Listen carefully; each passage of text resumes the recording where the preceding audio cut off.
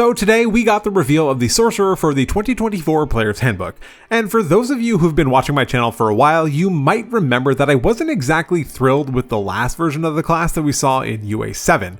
It's not that it was bad, I was very clear that I thought the class was in a good place, and seemingly very much on a good path, but there were some issues that I found with the underlying design of the class that left something to be desired. Let's see if any of that has been addressed. Spoilers though, it hasn't.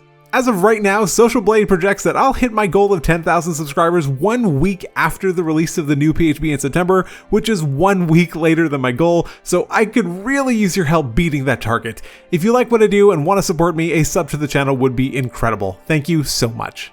Let's start with the base class. We didn't get a whole lot of details here, and what we did here seems like it confirmed a lot of what we saw in the UA. Starting off at first level, the new feature, Innate Sorcery, has made it through to the official release, and it seems like it's more or less the same as the version that we saw in the playtest. Jeremy Crawford likened the feature to a Barbarian's Rage, which seems like a reasonable comparison in that it's something that you activate and it empowers the abilities that you already have. Innate Sorcery lasts for 1 minute and can be activated as a bonus action. While you're using it, it increases the spell save DC of your sorcerer spells by 1 and gives you advantage on attack rolls of your sorcerer spells. You can only use the feature twice per long rest though, at which point you regain all expended uses. This feature is actually both very powerful and flavorful. I love the imagery of going Super Saiyan or whatever and being overcharged with this innate magical energy that flows through you and improves your magical capabilities. Both of those benefits, by the way, are also quite powerful in their own right. There are precious few ways to increase your spell save DC in the game, save for a few magic items, and even fewer of which are attunable by a sorcerer. And getting advantage on spell attack rolls is just a nice bonus effect. Many of the spells you'll be casting at first level anyway are cantrips, which often use attack rolls. The thing that's more worth discussing when it comes to Innate Sorcery though is just how limited it is. You only ever get those 2 uses. It does not increase as you level up outside of Sorcery Incarnate, which I'll address shortly. So this will leave you often feeling as though you're waiting until the absolute best moment to use it, which has the potential to mean that you will often just not use it when you probably should have. This on its own isn't necessarily a bad thing, I want to be clear about that. Having a powerful but limited resource can create interesting decision points. What's fascinating to me here though is that it feels like they wanted it to be so core and fundamental to the class, but then seemingly didn't learn anything from the Warlock and their spell slots issue that they talked about so much during the UA process. Pact Magic was yet another core identity feature but for the Warlock class, and the design team found that because the class had so few spell slots, it resulted in them often just not using them out of fear of running out. So now they gave the class additional ways of regenerating them or casting spells for free. It seems like they just opted to not apply that logic to sorcerers though, for reasons. Okay, so I mentioned that you don't get any additional uses of Innate Sorcery as you level up outside of Sorcery Incarnate, so let's talk about that. We're gonna jump ahead slightly. Sorcery Incarnate is a new 7th level feature that allows you, while your Innate Sorcery feature is active, to use 2 of your meta magic options on each spell that you cast. Now, admittedly, this is a very powerful feature, but it is reliant on being able to use another, also powerful feature, but one that has a very limited usage pool. So in an effort to combat that, Sorcery Incarnate also allows you, if you have no more uses of Innate Sorcery, to spend 2 sorcery points on it to activate it. So that's a lot of words, but what it adds up to is something that's a little bit on the messy side. At the time that you unlock Sorcery Incarnate at 7th level, you have 7 sorcery points, which means that to gain an additional use of Innate Sorcery, you need to spend close to 30% of your maximum amount of sorcery points. That's pretty damn pricey. But what it also means is that you then subsequently have far fewer points to spend on your meta magic options, which is extra problematic since the only reason you did it was so that you could use 2 per spell. But okay, sure, you can convert spell slots into sorcery points, but then that depletes the resource availability of what you are going to use your meta magics on. It's all just a little bit wonky and feels a bit half-baked. Now, with all that said, I do want to be abundantly clear. I absolutely love the idea that they have going on here, and it is totally possible that there are some details in the PHB that we just don't have yet that will make this a whole lot better, but obviously we just don't know yet. I think the idea of channeling your innate energy and powering up is so cool, and I love features that play off of each other in interesting ways like Innate Sorcery and Sorcery Incarnate do. But the issue here is that there are essentially 3 pools of resources: your innate sorcery uses, your sorcery points, and spell slots that are all playing some kind of weird 3-way tug of war with each other, but everyone ends up losing. I love the mechanical nuance of trade-offs here for something else there. I love real decision points that add up to being something important, but this isn't that. And again, I want to state that in no way do I think that this ruins the class. I absolutely think that despite this seemingly strange design, it is a fundamental improvement for the sorcerer overall, and is, to some degree at least, self-resolving as you get to higher levels, but it just leaves me scratching my head a bit when it comes to the design and its execution. As far as Font of Magic and the meta magic features go, aside from learning that they both arrive at 2nd level now, we didn't learn anything else new about them.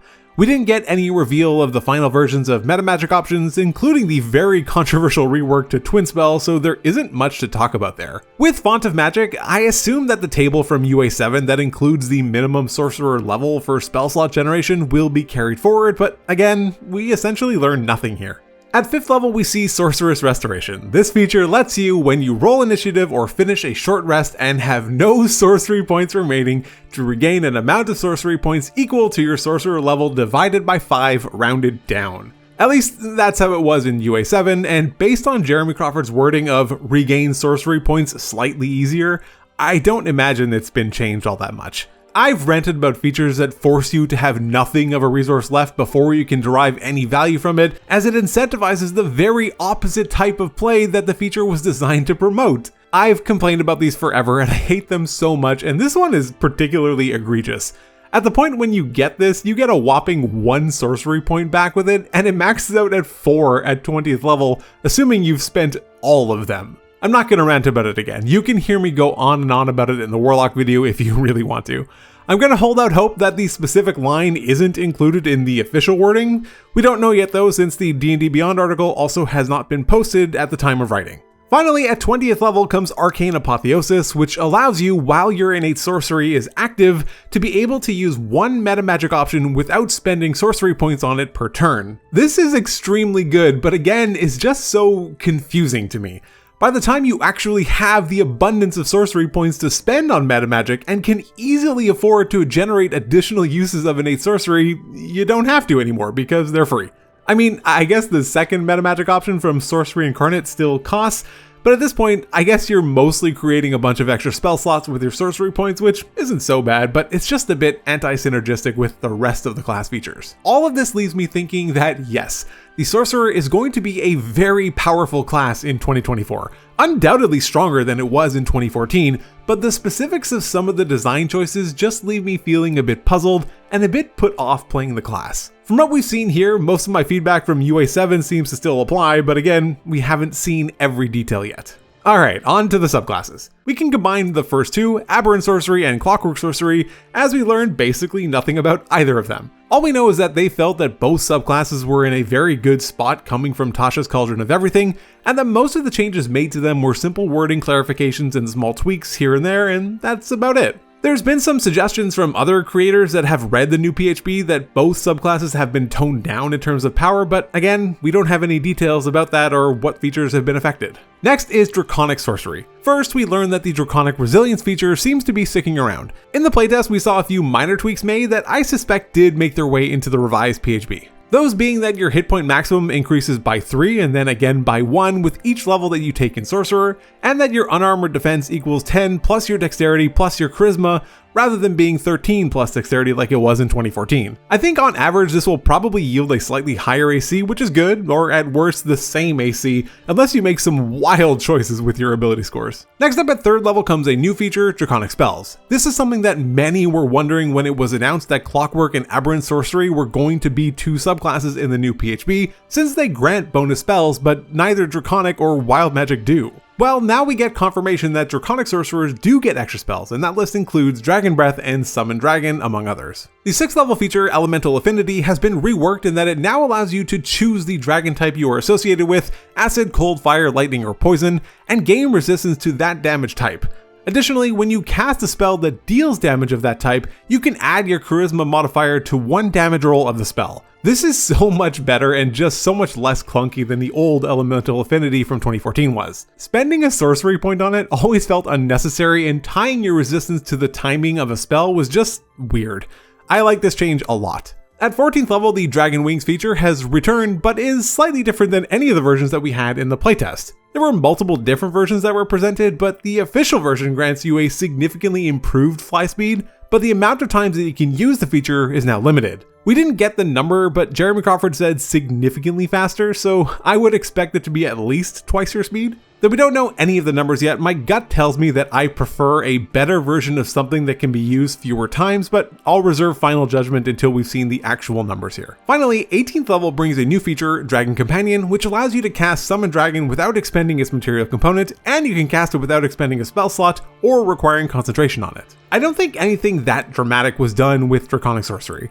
It feels a bit more tightly packed and more cohesive, and it definitely feels better than the 2014 version, but there isn't anything that crazy going on here. Moving on to the final subclass, Wild Magic Sorcery has had some big functional changes to it. The first major change is to the 3rd level feature, Tides of Chaos. In 2014, whether your Wild Magic Sorcerer actually worked or not was largely a function of how compliant your DM was and whether they liked wild magic at all. Tides of Chaos was entirely reliant on your DM deciding to give you another roll on the wild magic table, and if they didn't, you just didn't get to use the feature again until you completed a long rest. As far as I was concerned, that essentially completely undermined the entire premise of the subclass. Well, it looks like the design team agrees, and the requirement for the DM to have you roll to regain the use of the feature is gone, and now you are, mostly at least, in control of your own fate here. I love this change. I think wild magic is incredibly fun, and I'm excited to be able to see more of it happen. Also, the 18th level feature, Wild Bombardment, has been completely changed to a new feature called Tamed Surge. Tamed Surge allows you to not only choose when a wild magic surge happens, but also what the effect created is,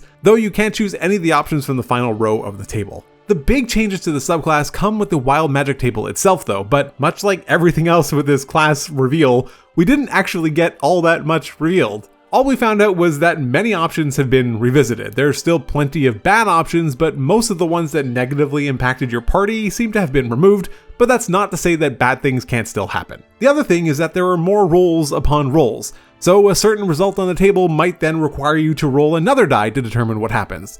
This was done in an effort to keep the table feeling fresh and different, as you'll likely be rolling on it a lot more than you previously did, and I do like that approach. Another thing they mentioned was that Wild Magic Sorcerers do not gain a special spell list like we saw Draconic Sorcerers get. The reason for this is that their spell list they consider to be included within the Wild Magic table itself. Overall, the Sorcerer class has definitely changed.